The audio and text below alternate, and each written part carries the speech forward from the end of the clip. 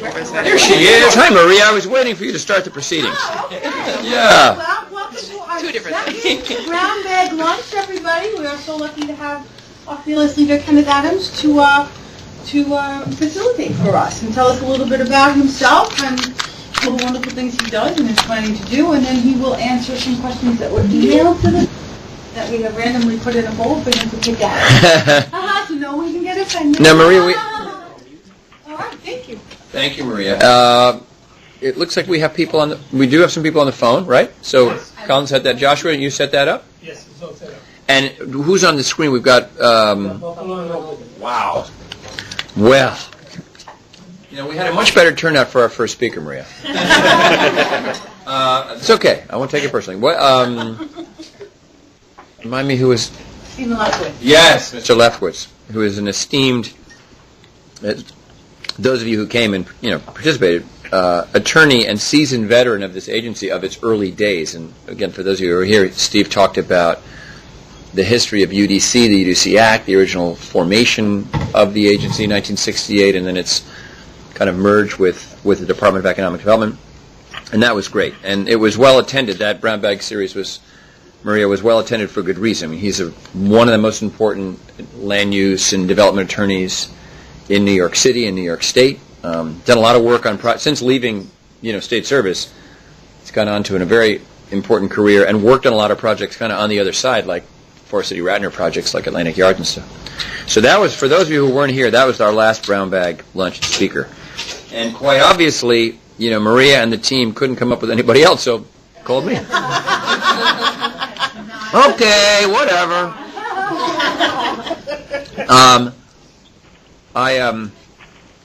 No, seriously, it's good to see you all and to do this.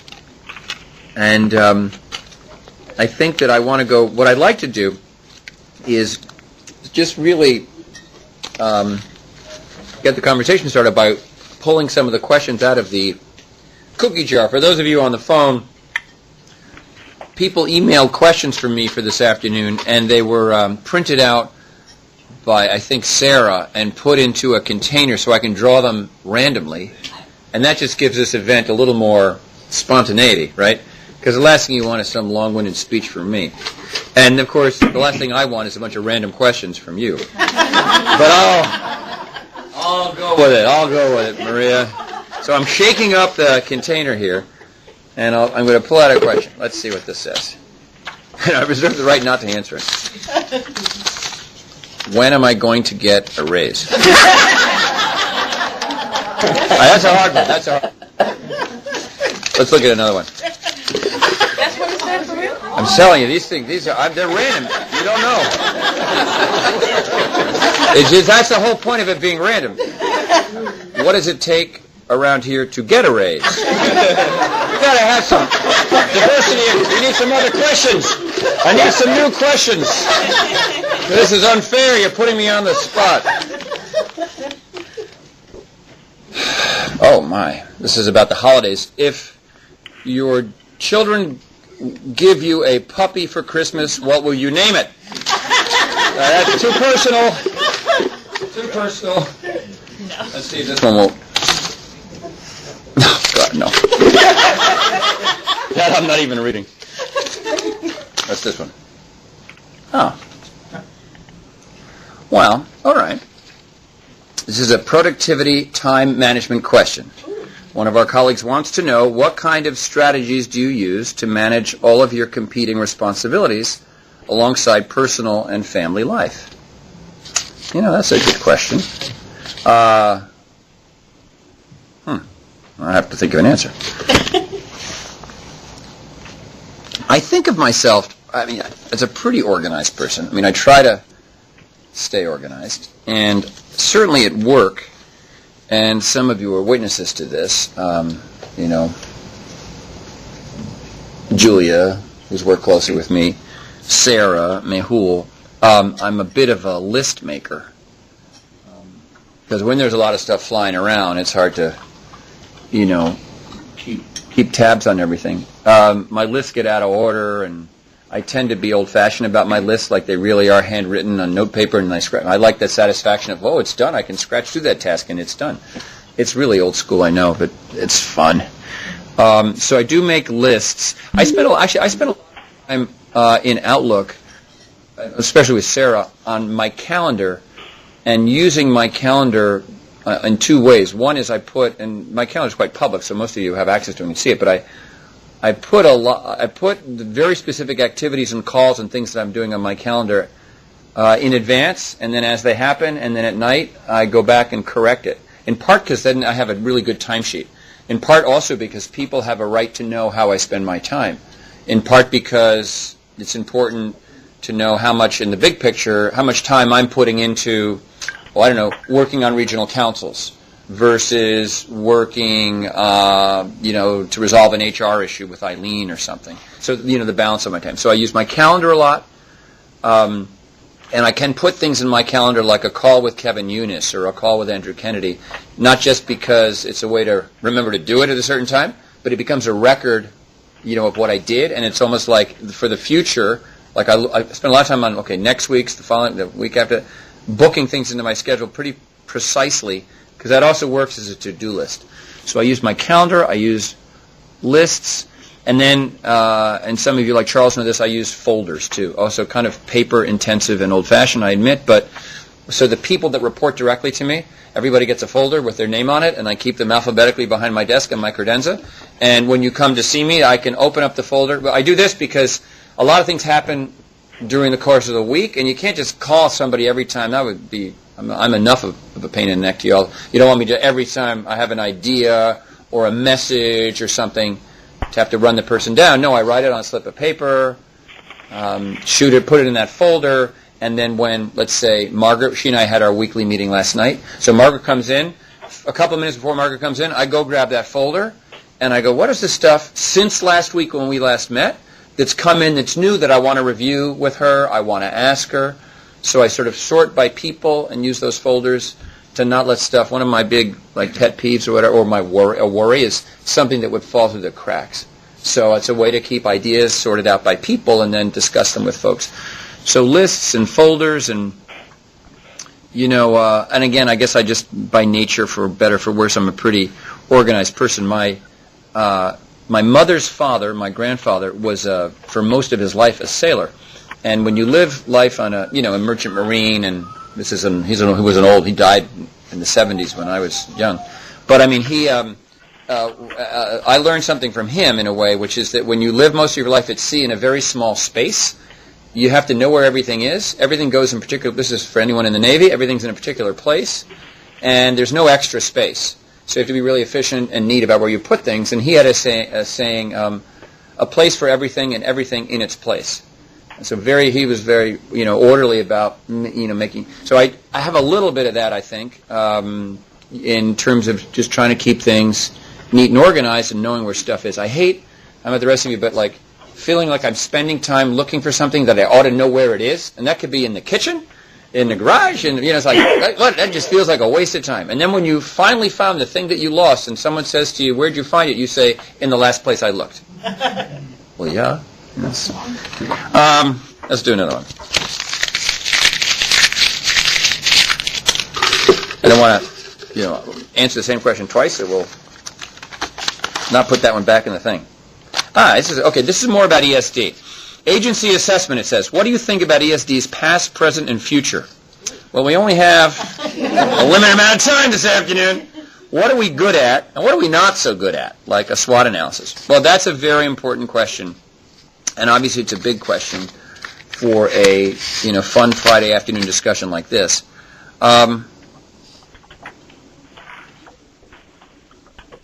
Some of you have heard me say this before, but I think to some degree our past, and the history of this organization is very, very important. I mean, I think it's a very positive and powerful history, right? And some of that Steve discussed when last time we had a brown bag lunch. But, and Steve, for example, one of the so I'm going someplace with this thought. One of the hallmarks of our past are a series of big development projects around the state, and that's all really good. But to some degree, and we still do Atlantic Yards or Outer Harbor or Erie Canal Harbor or Niagara Falls and so on. We still are the driver of major, very big and important economic development projects. But my concern is that sometimes I think people view this agency as a place that does those big projects. Oh, yeah, ESD, yeah, you guys did the Times Square thing, and you helped rebuild Ground Zero. That's great. But it's very important to me that people have a deeper and more rounded understanding of our past, and certainly of our present and our future. And by that I mean we do a lot to advance economic development in the state. And as I've said before, economic development is actually a very simple idea. It's, the challenge is pretty straightforward. What do we do to help companies, right, firms, make investments and create jobs? Right? We don't make the investments, create jobs, right? We do things. We provide incentives or do real estate development or assist small businesses and entrepreneurs. But we're doing all of that to get businesses to form and create jobs, or businesses to grow, or businesses to move here and create jobs for people all across the state. So the goal is pretty simple. What's complicated is that there's so many different ways that we do that. So to think about, so number one, the present is, and you all know the programs, we help companies create jobs for New Yorkers in a lot of different ways. They're spread out through our incentive programs, everything from the film production tax credit. And next time, you all need to do this. I do, and it drives Diana, my wife, crazy. But when I go to a movie now, especially if it's one that I think might have been in our program, I stay to that very, very last title. For 2 reasons. I want to make sure our logo's there, that New York Loves Film thing, and that we get the credit. But also, it's very moving to me personally to see all the jobs of the not-so-fancy people who aren't the movie stars, but are the people who drove the trucks or did the catering or the electrical work or the carpenters, the assistant sound mixer, the editors, the dubbers, the gaffers. Those are the jobs that, by giving a tax, in fact, legally, those are the only jobs we support in that program. But so there's so many ways we support jobs like that around the state, through a small business and through incentives and regional councils and regional offices and Startup New York, and you all know that. So the present is a present where we have all these different tools to help companies create jobs. And the future, because that was the last part of this question, is one, as I view it, where we push really hard, in these different areas, and maximize the tools to the greatest success possible, right? Which means be as efficient as possible. So for the least amount of incentive, you get the most amount of job growth. For the least amount of money to that movie, you get the most amount of people hired to work in the production, etc. But that while we do that, we ask ourselves, okay, so what else should we be doing? Like, what else can we do? Where are we not being as supportive as we could be? And a great question, by the way, that the governor introduced 2 years ago in regional councils through Opportunity Agenda was, are we being thoughtful? Are we being careful, thoughtful, to make and really making sure that when we're advancing a certain industry, everybody's getting a chance to work in that industry? That we're not leaving communities of people kind of out of the economic mainstream. Because we do a lot of stuff in tech, or we do a lot of stuff in the semiconductor, or we might do stuff in a certain region. But we also have to, are there gaps? Are there people that are not benefiting from our work? And should we figure out ways to make, basically that pie bigger and slices for everybody? So there has to be, in terms of the future, there has to be a constant questioning of, are our programs working as efficiently as they can? Are there gaps in our programs? And if so, how would we address those gaps? What are the new things we can do? And because, let's face it, we compete against 49 other states. Well, we compete against 6 or 7 big states in the national economy, not against everybody.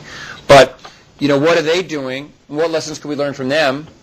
Allie Aldrich, who's out on maternity leave, spent some time this summer doing research for me on job training and workforce development programs in Georgia, Tennessee, we had a great apprenticeship program for high school kids.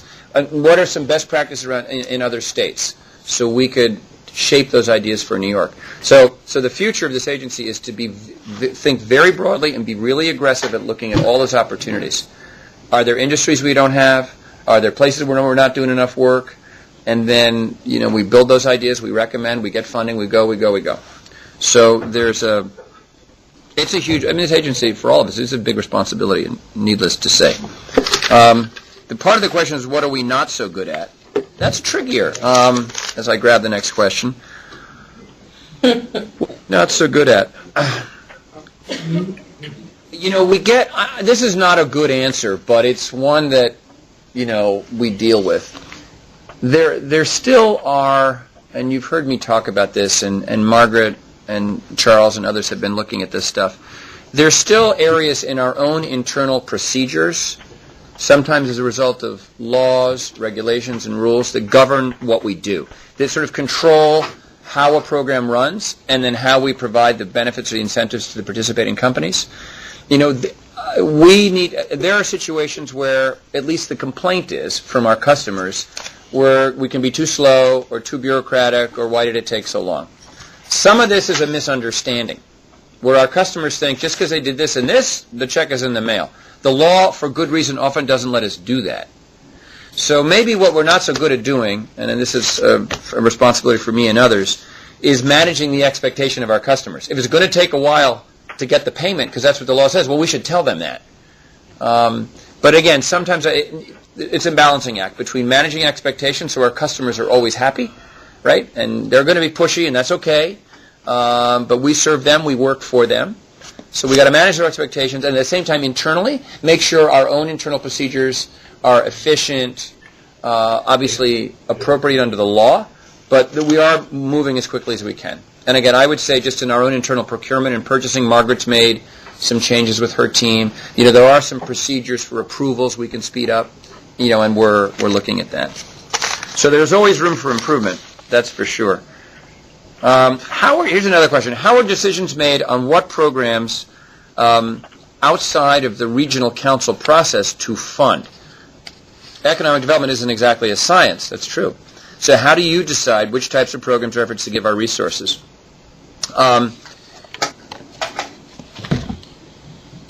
To answer this question, if we think about our kind of core incentive programs, tax credits like Excelsior, film production tax credit, those are our big tax credit programs. Grants, which tend to be capital grants for facilities that are being built by companies or organizations. And then loans, which we don't do a lot of, but Ray does a great job with the JDA, and then we have some other abilities to make loans.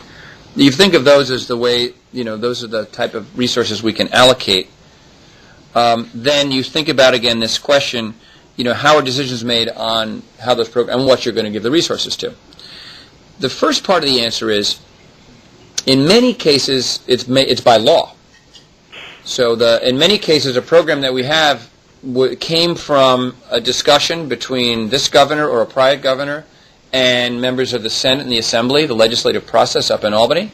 And after a bunch of back and forth, it was decided that Excelsior would be created, right, to replace Empire Zones. And that was in 2009. 2010, first year, the Excelsior program was really up and running.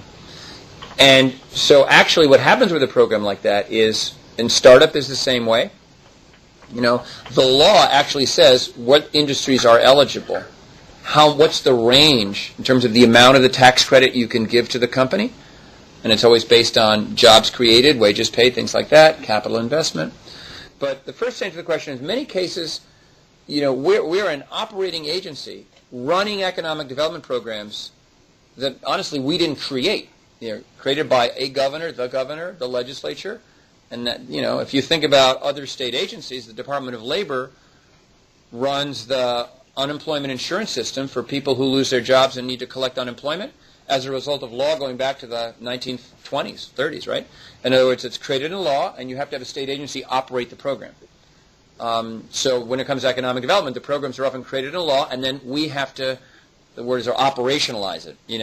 Often our staff has to actually do the rules and the regulations, the procedures, and then customers, in this case businesses, start coming to us, and we have to put the programs in action. So part of it is in the law, in terms, and that means it's not like, this is how I'm trying to answer this question. It's not like I sit here and say, let's give Acme Corporation $500, and let's not give Mrs. Smith's supermarket $500. No, it's not that. That's called discretionary, right? When you have discretion and you make. No, we don't have a lot of that, which is a good thing. We have programs that are controlled in rules and regulations. Sometimes there's discretion about the amount, right? There's a range, and we have ways of evaluating that. Most of you know this, but it bears repeating. We have a really good, and this is part of the answer to the question about how we decide what to fund, internal, what I call peer review process, run until yesterday by Susan Schaefer. Yesterday, alas, was her last day, and that's called the Project Review Committee, or PRC. And this is a system that was here for a number of years before I arrived. It's a really good system. It's a group of volunteers, of our colleagues who have experience in economic development and represent different points of view, and they meet every Thursday. And people who are what we call originators, folks in our regional offices, in SPD, Strategic Business Division, and others, who have, including projects coming down if they're recommended from the second floor from the governor's office. But proposals for incentive offers are prepared, and then they are presented to this committee. And their committee will debate, and the committee is pretty strict. The committee is pretty tough on each other, and they review these proposals, and they make sure that in the view of the committee, the type of incentive, the company, the project, the jobs created, the area of the state, a whole lot of things are considered. There's a very complicated and important cost-benefit analysis or economic impact model that's considered. A lot of detail, a lot of research goes into this before you go to the committee. But when you get to the committee with your project, then the committee debates it and pushes back. And sometimes you'll say, well, I need $500,000 for this expansion of this pharmaceutical company on Long Island. It could be Barry Greenspan. And the committee will say, Barry, based on the data, based on our experience, we can't support that. We'll let you have $400,000. And by the way, I'm not part of that. I stay separate from that. Thursday night, I always get an email. In fact, I got it last night, which is the set of projects that made it through the weekly review process of PRC, and that's for me to review and approve. At that point, I can ask questions if there's things I don't understand, but frankly, at that point, I know a lot of the projects already, and I certainly put a lot of faith in the judgment of the members of the committee, and in the originators and their colleagues, and in the review process that goes in. But again, for everybody, everyone should know, and most people in the public don't. You don't just raise your hand, at the doorstep of ESD and say, "I'd like $1 million of Excelsior. Could I have it, please, sir?" No. And again, maybe this is why some people say it takes us a while. Yeah, it does. We want to do it right. This is not our money. It's taxpayer dollars. We don't have a lot of it. We've got to be really careful. By the way, in the last 2 years, the rate of project success and completion is higher than it's been in a very long time. Meaning that we're not making decisions and then giving funding to projects that blow up or fall apart or don't happen.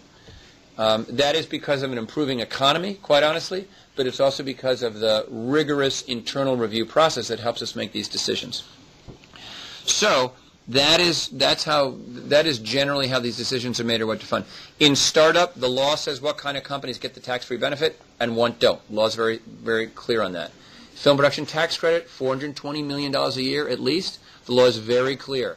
What type of production expenses and by the way, it's only feature-length motion pictures and episodic or serial television programs, and including pilots. So, for example, you don't do documentaries or reality TV. Someone who is not in that division of ESD, tell me why that is the case. Oh, Antov is thinking about it, I can tell. Yeah. Anyone want someone help me answer that question? Well, why don't we? Why don't we provide funding to those types of... Is that Sam? Sorry? They don't use union labor. Not specifically that it's not union or non-union labor, because that's not a requirement, but they don't use enough labor.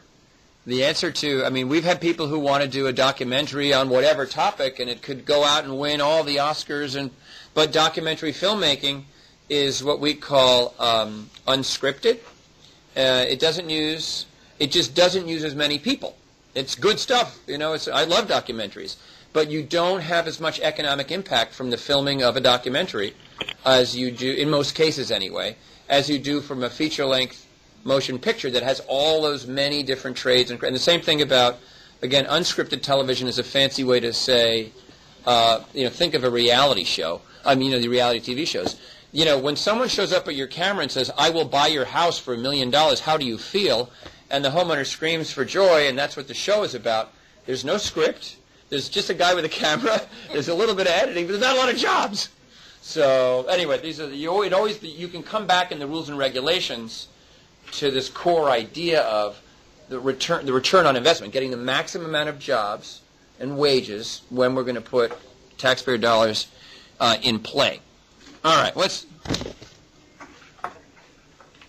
part of this question, there was a footnote to this, and thank you to whoever submitted it.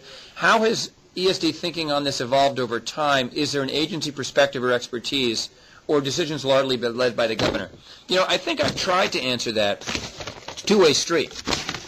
There are definitely economic development programs like Startup New York that really was the governor's idea. Now, he doesn't sit and write every single rule and regulation. He has the concept. We've got all these schools.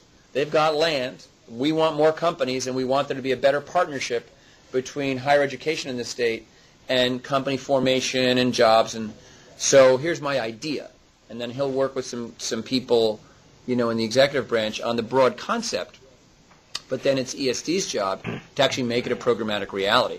The law is passed. Again, that's debated between the governor, the Assembly Speaker, Sheldon Silver, the Senate leadership, which had been of several people up until this election.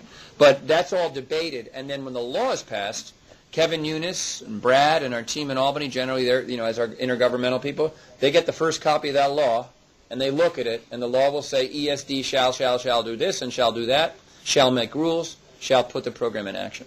So some of these programs, again, come from that process, and then some come more from our own suggestions. So we're in this period right now where, and Kevin Hansen's here this afternoon, Kevin's been leading the charge with Katie Shifley and a host of others, where we are collecting, we actually have been all summer, our own ideas from our ESD colleagues in a variety of areas, but by asking people how do we make our existing programs better? Like I said before, what are we not doing that we should do? What's new? What's it like on this workforce development stuff? Or how do you fix? There's an aspect of startup we wanted to fix. So how do you fix an existing program?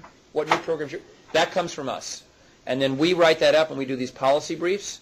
And actually right now we send them almost once a week to the governor's office for consideration. We have a meeting on Monday because we're all preparing all this for next year, for the governor's State of the State address for early January, and then the legislative process, first the budget, which is done, governor's budget is presented at the end of January, and then adopted obviously by the end of the fiscal year, March 31st, and then on through June when the legislative session typically ends, there's still time to pass laws. So there's a rhythm to the Albany legislative process that basically is like that. State of state, budget, legislation done by June. And in that whole process, there are these points where we can intervene and say, from ESD's perspective, based on what we're seeing, based on what we're hearing from our customers, from businesses across the state, here's something the state ought to do. Here's how we ought to fix an existing program. Here's a new program they have in North Carolina we ought to try. Here's another idea. So the policy ideas come from us and also clearly come from the governor and his team. And he actually has some very good policy people who do some of the same research, and we work closely with them. And again, Kevin and our team is working with them now. So at the end of the day, our work is a reflection of both. Our practical experience, and input from customers and our own experts here on the staff, and our role operationalizing programs that are devised by the governor. All right, what's this one say? We're running out of questions here, Julia. Well, you know what? This one says, do you interface with the governor's office during their policy-making process? And the answer is yes, and I just reviewed that. So I think we've definitely covered that. Some of you know, Mehul and I have a call every Friday. We just had it with Andrew Kennedy. Andrew Kennedy is in charge of this agency in the governor's office, and he's the deputy director of state operations. He's been promoted. He used to work in the division of budget. He always was kind of a liaison for us because he was the deputy to Licia Eve when our friend Licia was deputy secretary for economic development. Licia, in effect, was never really replaced. Andrew started to take on her work and has been promoted, and he works closely with somebody named Jim Malatras, who took the job, for those of you who watch the, sort of organizational chart of the executive chamber. Jim is the new director of state operations. That was the role Howard Glazer had. Howard left to go back to some of the private sector. So Jim came back from SUNY, where he was, took that job, moved Andrew up with him. So what I'm saying is that Andrew, we talk to Andrew every week, usually Fridays, and we have a complete agenda where we want his input, or we want to share an idea, or we have a question, and that's how I kind of... Nice! Who's playing? That sounds like hold music. That is the Buffalo hold music, Joshua. When I call Sam,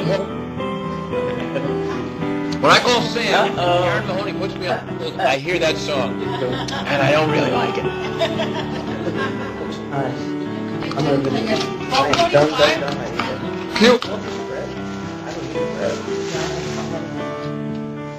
Why don't we open it up in the next, Maria, at this point, I think I've gone through for the most part, my favorite questions in the jug. There are a couple. No, and maybe something I said, provokes a follow-on question. So, with you would think they're running like a dentist's office up there. They're laughing. Sam, that's your hold music, my friend. I know it. Because when I call Sam, he always won't take my calls. He puts me on hold. So. No, that's what it is, Joshua. Yeah, no, I don't know. I don't think there's a good way other than turn the volume down. There may not be a good way to do that. So, but anyway, let's open it up. And these were some very serious questions about economic development, policy making, and the past, present, and future of ESD. I like these questions, but I'm open certainly to others because this is, when you ever watch. You have to be really an insomniac to watch that late-night BBC show called Ask the Prime Minister. Oh. You ever see that? It's actually not what it's called, but that's what they do. This is part of British government. There is a time when the parliamentarians all sit in the chamber. I guess it's House of Commons. And the Prime Minister, if you've never seen this, it's incredible. It's on C-SPAN. Yeah, it's on C-SPAN. Yeah, that's right. Well, you see, now I know there's at least one of you. But you have to watch it. It's just because our government doesn't do this. The Prime Minister stands there, stands in the middle of this chamber, and the House of Commons is sort of this bleacher seats or whatever. And so you're standing at the bottom of this thing, and they can ask any question. And they ask about laws and policy and this and that. And he just has to answer. He can't go say, I'll look into it, or let me get back to you, or I'll call my aides. Totally put the guy in the spot. And David Cameron's Prime Minister, right? So, interesting. So anyway, imagine that this is Ask the President/Commissioner. Feel free to put me on the spot. It's Friday afternoon. I took my tie off for you all. And I'm happy to see you. So.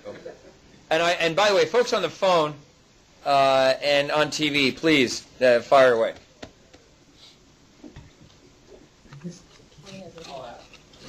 Kevin, and introduce yourself so people who can't see you, if they're on the phone, know who you are. Sure. Kevin Hansen on the real estate team. And my question is, coming from the Business Council, you obviously had one view of government and the Economic Development Agency. And I'm curious, when you first started, what were some of the things that most surprised you or didn't conform to your expectations?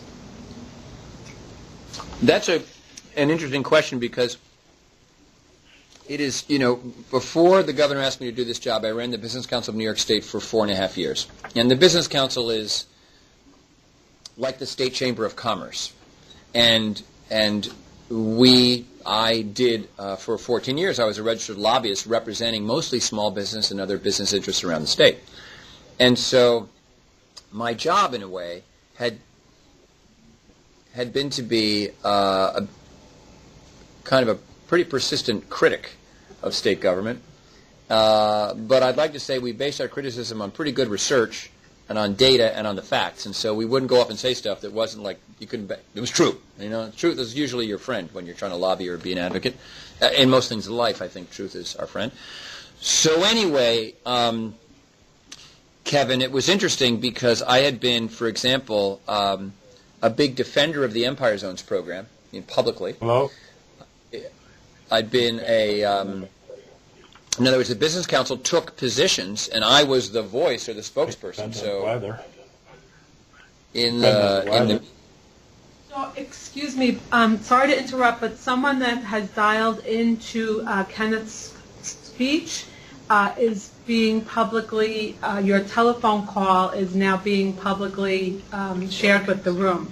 So if you've dialed in and you're on another call on a cell phone, you should probably mute your office phone. Thank you.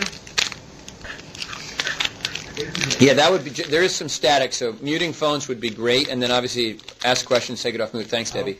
But anyway, Kevin, so it's true that I had certain very public positions. This was not lost on members of the legislature and the media when the governor appointed me to this role. I had said some things about the semiconductor industry I now wish I had said, but that's 4 years ago. Oh, boy, yeah, that was some stuff that I said. Never mind. It was a long time ago. But anyway, so I did. The good thing is I was quite familiar with state government, with the legislative process. I'd worked in an advisory role in economic development issues with Governor Patterson and Governor Spitzer. And I'd worked on a couple issues in my role in the Brooklyn Chamber of Commerce with Governor Pataki and his. So I kind of knew state government, and I knew a lot of key issues. And I had, I had these positions on the record because that was my job, and I was, representing the interests of the members of the Business Council and the Brooklyn Chamber of Commerce. So when it came to ESD, I think there were probably two things that were, as surprising as they were, well, they were impressive. They were new to me, because I just knew some of the technical issues around some of the programs, but I hardly knew any of the people. I actually did know Dennis Mullen, my predecessor, whom I liked very much, and worked well with when I was in the Business Council. But one was I didn't know anything about the inside of ESD, about the people, the departments, the offices all over the state. I really didn't know much about the operations. Again, I knew the programs and sort of a high-level policy thing, and I knew board members, but I didn't know. And so one of the things that was just very impressive to me in the first couple of weeks on the job was, I've said this before, but the very high level of talent and ability of the ESD staff. I don't know, maybe I was had a judgment from other state agencies or something, but I was really blown away, and I am to this day, by the competence, the background, the thoughtfulness, the skills, the work ethic, like how great the people were and are. And I don't think I'm not like trying to say, Kevin, that I didn't expect that, but I didn't know what to expect. I really didn't know what the people would be like. I didn't really know what the talent would be like. I didn't really know how people would communicate or what people cared about. I didn't know the people. So that was probably the most important, wow moment for me in my first few weeks, was the quality and dedication of the people. And the second part was then, and it took longer to learn, but the mechanics of the programs, how things get done. So there were definitely some learning moments. There are other things that are quite different coming from a private sector organization like the Business Council, which is much smaller, by the way. Just running a larger organization, making sure you have the systems in place to move the ball efficiently in terms of decision making, responsibility, accountability. In a larger organization, you really have to have effective systems. Larry Schwartz, Secretary to the Governor, says to commissioners, we have these meetings with him once a month, and he says, be careful, and he could be talking to Joe McDonald, who runs transportation, or Howard Zucker, who runs health, or me, and he says a lot, be careful, you can get, it's not a very nice expression, I apologize, but you can get sucked down into the bureaucracy of your agency. Like as a commissioner, you can kind of fall down into procedures and policies and stuff and get overwhelmed by that, especially if you're new, because these are big and complicated agencies. In tax and finance has, I think, 7,000 people. We're small. But, DOT, probably 4,000 people. These are big places. So Larry's point is you've got to have systems in place so as the leader of an organization, you know what's going on, and you've got people who you can hold, you've got people doing the work, and you hold accountable, and honest communication, good feedback, but you also have to go out and, I have an exterior role, right? I don't get to do this. I wish I could. But I'm out a lot, right? Representing the governor, advancing ideas, meeting with companies, working on key large-scale projects. I can't always be, nor should I, in the agency. There's an expression I use when I talk to small business owners who are trying to scale up their businesses, they're trying to grow, which is knowing the difference between working on your business and working in your business. The example is, think of somebody who has a successful, there's one of these on my block in Brooklyn, a bakery, right? It's a nice little high-end coffee shop and bakery thing. It's one thing to run that very well every day. It's another thing to say, I want to branch out and raise some money and open 4 or 5 of these things. That step is the step from working on your business where you're actually buying the flour, mixing the ingredients, making the cupcakes, know the customer by name. For some people, that's great. For some people, you can make a nice livelihood. But for other people who are more ambitious, say, you know what, I want to scale this up. Well, the person that wants to start to have several of those nice bakeries has to give up the knowing the customer name, the pleasure of making the cookie dough by herself or himself every morning. No, because you have to work on all these other issues, which are really systems. You have to stop working in the business. You have to start working on the business. And you have to build systems to expand, to maintain the quality, but expand the volume, expand the capacity. So in any case, for me, Kevin, coming in, it's that, and it is every day, a balance for me at working in the business of ESD. I just got off a conference call with a company in London that we want to have come here. That was me selling the senior executives of the company. That's working in the business, right? To, working on the business, which is different. Working on the business is the systems. Okay. Good, I got agreement on that one. One last, we got time for, I don't know, 1 or 2 more questions. Thank you, Kevin.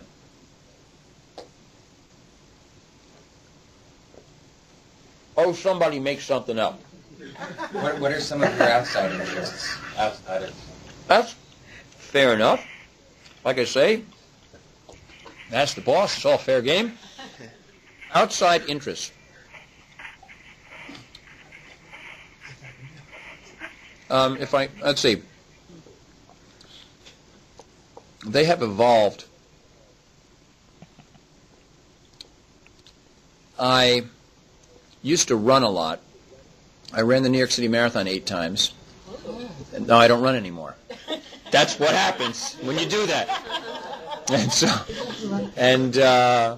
so now I bike. And I try to bike, good distances to stay in shape when I can find time. And there are some other runners and marathoners here in this office. When we lost Justin, we lost probably our fastest runner, but we have Joe Chan, who is a mighty runner, and others. You're a sprinter, right? Yeah, middle distance, yeah. I thought you were pointing at me. I was like,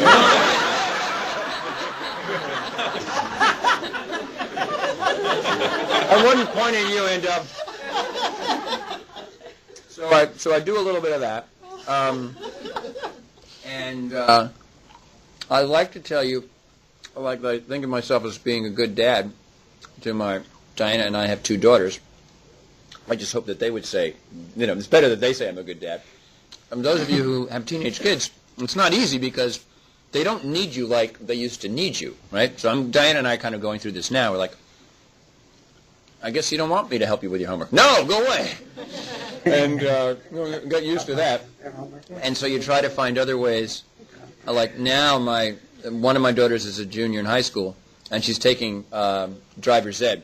So she goes on Wednesdays over here in the East Village, which I think is good because in busy rush hour traffic, she's trying to learn how to parallel park. I'm just glad it's not my car.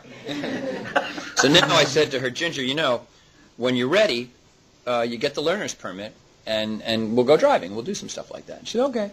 So, you try, and those of you who have teenage kids know this drill. Like it's an evolution, I guess, in terms of what they are comfortable doing with mom and dad. I'm a hockey fan. I'm a big New York Ranger fan. I almost went to the game last night, but I didn't check my BlackBerry in time. I could have had free tickets from a buddy of mine. I didn't know, so I messed that up. But had I gotten the email in time, I would have called them and said yes, and then see if I could have gotten Ginger to go with me, because she likes going. And a couple of Saturdays ago, we went to a Ranger game together. Our other daughter is actually in Nicaragua right now for, I think, a month. I say I think because she comes home sometime in December. And so I have to say in answer to the question that certainly, despite the travel and the, demands of my job, it's very important that I spend enough time with Rose and Ginger and Diana.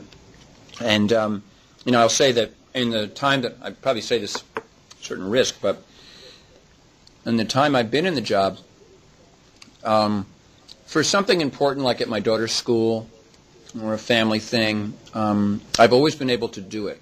And while the governor, has a reputation, and the team is, we've got to be on call pretty much all the time, and we've got to be available, and we've got to, if they've asked me to do something, and I say, no, you know what, I really need to do this thing with my family, it's always, that's okay, and do the thing with your family. So that's been a nice, on a personal note, that's been a nice thing that, I think, again, Diana and the girls would probably say, they might see it differently, but I think that I, despite the demands of the job, the balance between doing the job and spending time with my family, it feels, given the pressures of the job, it feels pretty good to me. Again, I hope they would agree. They, probably wouldn't mind seeing me a little more, but it's not bad. And so that's an important part of my outside life. That, and I guess the last part is my mother is in her early 80s, and she lives a block away from me. She lives in the house in Brooklyn that I grew up in. So another part of my life, like tonight and tomorrow, is doing stuff for her because she's alone and it's close by, but changing the light bulbs and shoveling the snow and sometimes I making up an excuse to go over there. Look, I brought you this magazine just to look around and make sure everything's all right. So I got to keep an eye on her too. Really, all right, time for one more or what? I think we do, sir. All right, up to you. Julia, you've been quiet. That's because you already know me. Somebody chime in. Anything else? Just have Oh, go ahead. we're doing a lot of great things to build up tourism in Buffalo and Niagara Falls. Are we going to do anything in Lake Placid? Because the few people that I know went there says it's beautiful. But so far, I don't know what's happening up there. Rob wants to know the future of Lake Placid. It's amazing. It is really beautiful. Your friends are right. Have you been there recently? No. Should go. I was there last week. But I'd say this, two things. The governor has put a huge emphasis on tourism, especially upstate, especially in the North Country, as economic development. 1 in 5 jobs in the state is tourism related. And in certain parts of the state, it's a much higher percentage, like in Lake Placid. Really, tourism is their economic livelihood. And so, number one, he's put this big emphasis on it. So we hired Gavin and got a lot more funding and did a lot more, and with Rich and the BBDO contract and so on, we do all this I Love New York advertising. And you see a lot of that here in the city, especially out at the airports and in public places.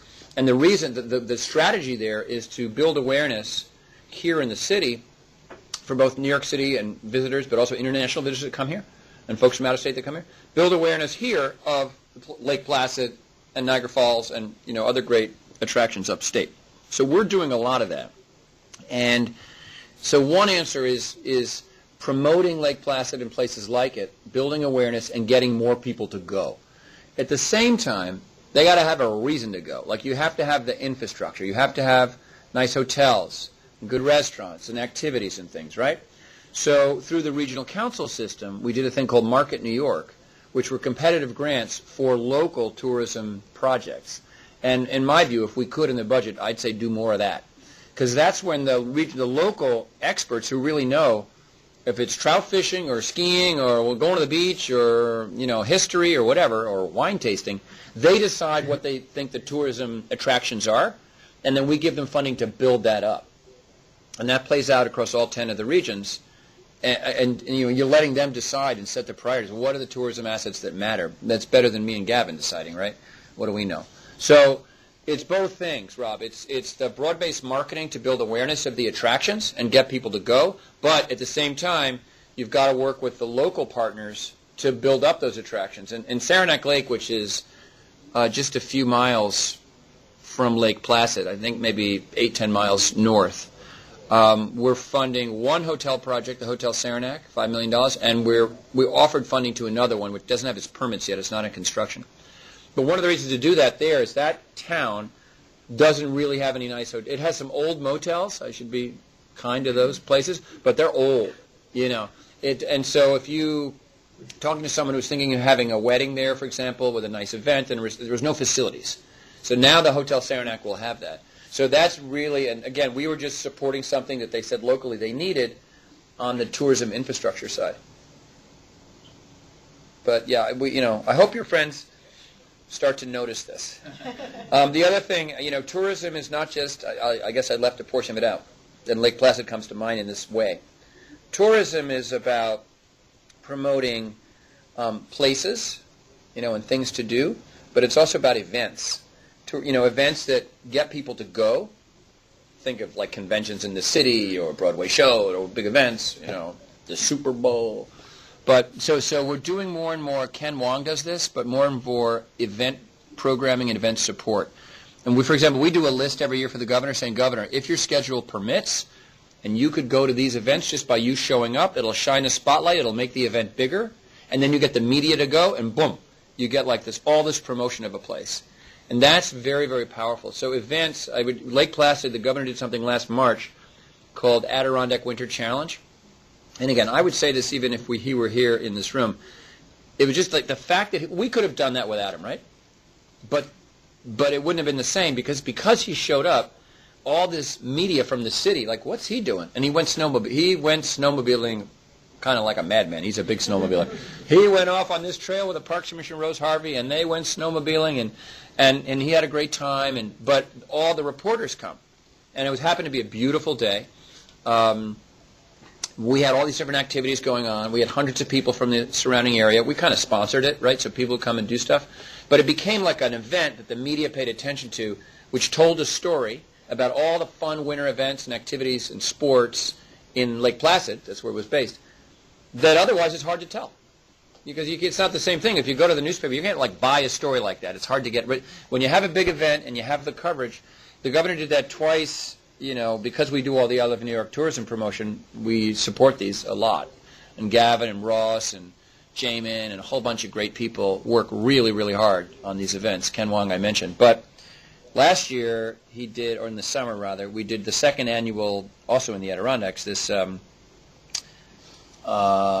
whitewater rafting event. They're called the Adirondack Challenge.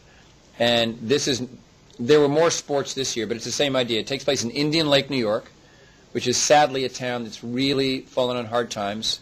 They have lost so much of their population. There's no jobs. People move away. A couple people go in the summer. It's very pretty. It's the middle of woods, in the middle of the Adirondacks, a long way from here. But anyway, so the governor goes, okay, I'm going to go there, and we're going to do a whitewater rafting. And the first year, he got Mayor Bloomberg to bring his team up from City Hall, and they had a race. It was hilarious. Mayor Bloomberg fell out of his raft. And he said, swing. I meant to cool off. I wanted to cool off. We're like, yeah. Last year it was Governor Shimlin, the governor of Vermont, had the Vermont team against the New York State team, Alphonso David, the governor, and their raft. And it's a lot of fun for sure, but most importantly, it's using an event, and then the high-profile presence of the governor. You get all this media coverage. People write about it, put it on TV, radio, and those communities, they get on the map. So that's another part of the strategy. And like I say, we got a long list. If we can get the governor to do certain things, we got a long list of, and he really does like the Adirondacks. And we got a long list of great events all over the state. I mean, the good news is there's too many. We're working on a plan for State Fair right now, a group of us here. That's a major event. We think there's some things we could do to make it better, working with Ag and Markets and the people who run State Fair in Syracuse. But that's a big part. I'm glad we hadn't talked about tourism, so I'm glad you brought it up, Rob. It's good. It's a very big part of what we do. It helps a lot of people. Maria, what do you think? I think we're good. We're done. We're all right for now? Well, thanks, everybody. Thank you. My pleasure. We'll do it again sometime. We'll fill the proverbial cookie jar with more questions, and I'll do my best to respond to them. Have a great weekend, everybody.